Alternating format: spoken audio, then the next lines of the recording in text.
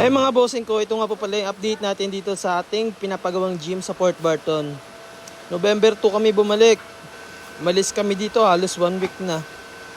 Yan, kung makikita nyo talagang sisipag ng mga kasama ko. Lahat kami nagtatrabaho. Pero ako taga-video.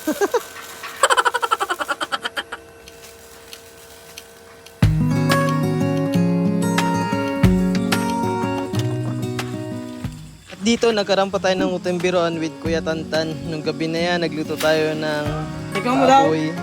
Ayan, pinatikim natin sa kanya yung purong solid na asin.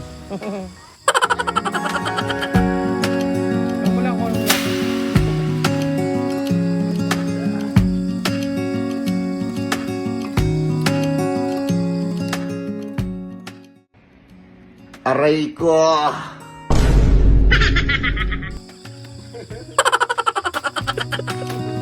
Iyak talaga ganun.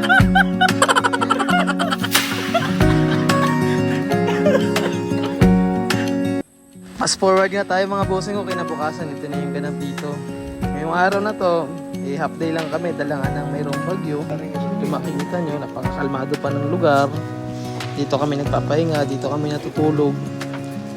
Mabait tayo ang kapitbahay na nagpa-stay sa amin dito, sa Ate Mirna.